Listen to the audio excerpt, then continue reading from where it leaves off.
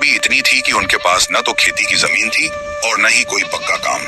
रोज सुबह उनका एक ही काम होता था, घर में बचा कुचा जो भी खाना होता दोनों उसे बनाकर खाते और फिर गांव के जमींदारों की बकरियां लेकर चराने निकल जाते। बकरियां चराने के बदले उन्हें थोड़े बहुत पैसे मिल जाते थे, उसी से किसी तरह दोनों का गुजारा चलता था। कभी कभी पास के सेठ के यहाँ दिहाड़ी मजदूरी भी कर लिया करता था, लेकिन सेठ उसकी मजदूरी जल्दी नहीं देता था। साहब, घर में चावल दाल नहीं है, आज की मजदूरी दे दीजिए। अभी पैसे नहीं है, जाओ कल ले जाना। कई बार पैसे मांगने पर भी वह टाल देता, इसीलिए हीरा और निमला ज्यादातर बकरियां चराने पर ही निर्भर रहते थे। बकरियां चराते समय आसपास जो भी खाने लायक चीज मिल जाती, जंगली फल फूल साग या कोई जंगली सब्जी, दोनों उसे तोड़कर घर ले आते और उसी से पेट भर लेते। इसी तरह गरीबी में भी दोनों पति पत्नी एक दूसरे का साथ देते हुए अपनी जिंदगी गुजार रहे थे। लेकिन एक दिन उनके घर में खाने के लिए बिल्कुल कुछ नहीं बचा था। हीरा, आज तो कुछ भी नहीं है बनाने के लिए। तुम्हें आज सेठ ने पैसे दिए? नहीं निमला, सेठ पैसे टाल देता है। जमींदारों ने भी अभी तक बकरियां चराने के पैसे नहीं दिए थे।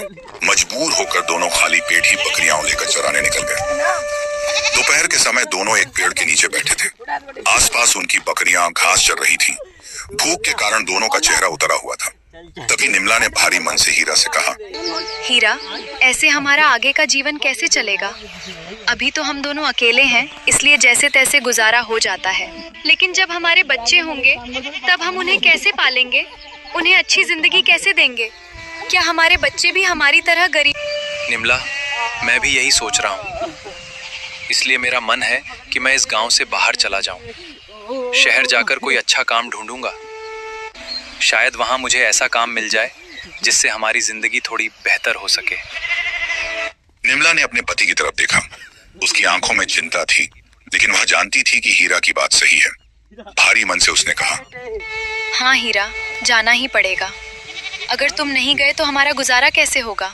यहाँ रहकर तो हमारी हालत ऐसी ही रहेगी। निमला, मेरे पास शहर जाने के लिए पैसे नहीं हैं। लो, इसे बेचकर जो पैसे मिल जाएंगे उससे शहर